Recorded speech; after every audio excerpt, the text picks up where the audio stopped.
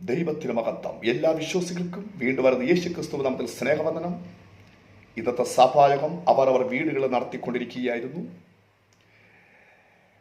ദൈവത്തിന്റെ ആലയത്തിൽ പോയി ദൈവത്തെ ആരാധിക്കണം എന്ന വിഷയത്തെക്കുറിച്ചാണ് കഴിഞ്ഞ ദിവസങ്ങളിൽ സംസാരിച്ചു കൊണ്ടിരിക്കുന്നത്.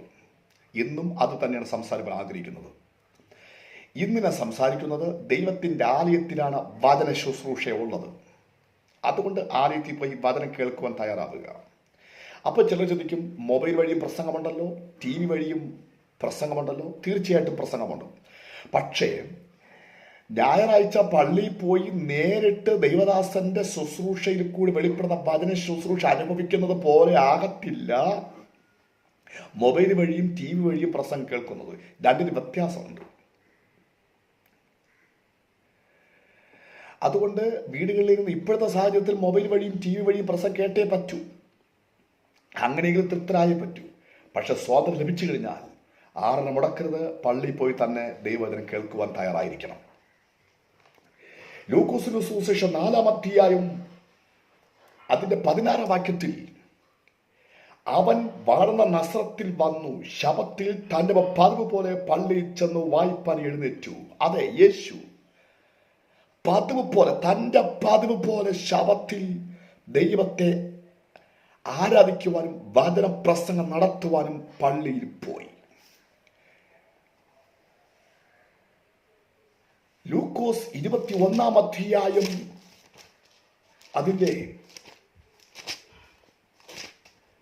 37-ാം വാക്യത്തിൽ, ദിവസേന യേശു ദേവാലയത്തിൽ ഉപദേശിച്ചു പോന്നു. 38-ൽ ജനം അധികാലത്തെ യേശുവിന്റെ വചനം കേൾക്കേണ്ടതിന് ദേവാലയത്തിൽ പോകുമായിരുന്നു. ആ കാലഘട്ടത്തിൽ ജനത്തിനറിയാം ആലയത്തിൽ പോയി വചനം കേൾക്കുന്നതിന്റെ പ്രത്യേകത എന്താണ്.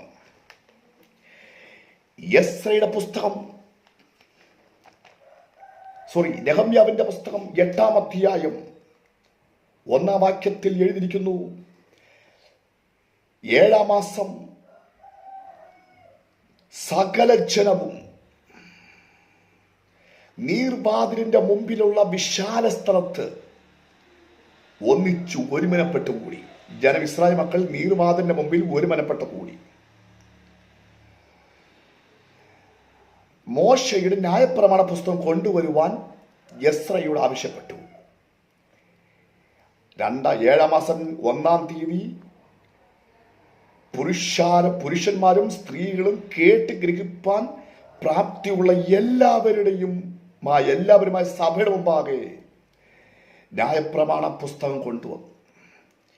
3-ാം വാക്യത്തിൽ, ആ വിശാല സ്ഥലത്ത് വെച്ച് പുരുഷന്മാരും സ്ത്രീകളും കേട്ട് ഗ്രഹിപ്പാൻ പ്രായമുള്ള കുട്ടികൾ ഉൾപ്പെടെ കേട്ട് ഗ്രഹിപ്പാൻ പ്രാപ്തിയുള്ള എല്ലാവരും കേൾക്കവേ എസ്ര രാവിലെ തുടങ്ങി ഉച്ചവരെ അവിടെ ഇരിക്കുന്നു ന്യായപ്രമാണം വായിച്ച് കേൾപ്പിച്ചു.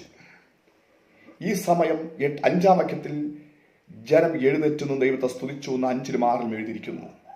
8-ാം വാക്യം ശ്രദ്ധിച്ച് കേൾക്കുക. ഇങ്ങനെ അവർ 7-ന്റെ അവസാനം ലേവിയരും ഉൾപ്പെടെയുള്ള ചില വ്യക്തികളുടെ പേര് എഴുതിയിരിക്കുന്നു. അവർ ജനത്തിനു ന്യായപ്രമാണത്തെ പോറിൽ തിരിച്ചു കൊടുത്തു. വായിച്ചത് ഏതാണോ അതിന്റെ പോറുൾ ജനത്തിന് തിരിച്ചു കൊടുത്തു. 8-ാം വാക്യത്തിൽ, ഇങ്ങനെ അവർ ദൈവത്തിന്റെ ന്യായപ്രമാണ പുസ്തകം തെളിവായി വായിക്കുകയും വായിച്ചത് ഗ്രഹിപ്പാൻ തക്കവണ്ണം അർത്ഥം പറഞ്ഞു കൊടുക്കുകയും ചെയ്തു. ശ്രദ്ധിക്കുക, എസ്ര ഏത് പുസ്തകം വായിച്ചു? വായിച്ച പുസ്തകം തെളിവായി വായിച്ചു. 2, വായിച്ചത് അവർക്ക് അർത്ഥം മനസ്സിലാകുമാറ് അവർക്ക് അർത്ഥം പറഞ്ഞു കൊടുത്തു. ബോധ്യമാകുമാറ് അവർക്ക് മനസ്സിലാകുന്ന രീതിയിൽ പഠിപ്പിച്ചു കൊടുത്തു. അണ്ട് പ്രസംഗം എന്ന് പറഞ്ഞു കഴിഞ്ഞാൽ എങ്ങനെയെങ്കിലും ട്രെയിന് പോകുമ്പോലെ പ്രസംഗിച്ചു പോവുക, ജനം ചുമ്മര് കൈയടിച്ച് ആരാധിക്കുക. അതല്ല പ്രസംഗം. പ്രസംഗം എന്ന് പറഞ്ഞാൽ ജനത്തിന് ഗ്രഹിക്കാൻ കഴിയണം, അവർക്ക് മനസ്സിലാക്കുവാൻ കഴിയണം.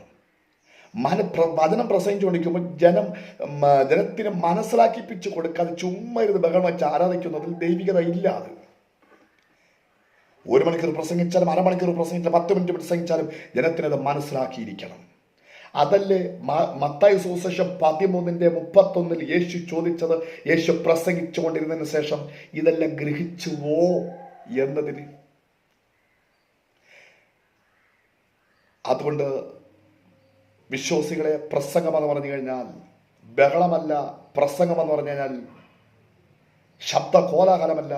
അത് ജനത്തിന് ബോധം വരുമാറ്, അവർക്ക് ഗ്രഹിക്കുമാറുള്ള പ്രസംഗമാണ് പ്രസംഗം.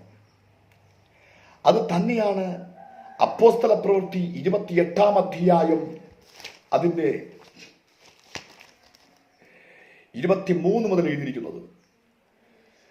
ദൈവരാജ്യത്തിന് സാക്ഷ്യം പറഞ്ഞുകൊണ്ട് പൗലോസ് മോശയുടെ പുസ്തകവും ന്യായപ്രമാണ പുസ്തകവും ആധാരമാക്കി യേശുവിനെ കുറിച്ച് രാവിലെ തുടങ്ങി സന്ധ്യം വരെ ബോധം വരുമാറ് അവർക്ക് പഠിപ്പിച്ചു കൊടുത്തു.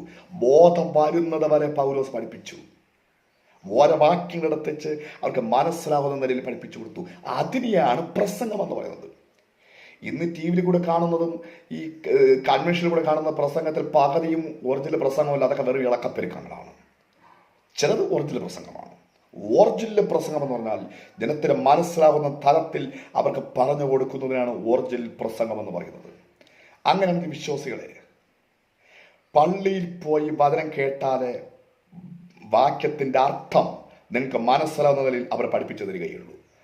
അങ്ങനെയാണെങ്കിൽ പള്ളിയിൽ പോകാതെ വീടുകളിൽ മാത്രം ഇരുന്ന് ബൈബിൾ വായിച്ച് ക്രിസ്തീയ ജീവിതം നയിക്കുന്നവരെ നീ വായിക്കുന്ന വചനം വല്ലതും മനസ്സിലാകുമോ?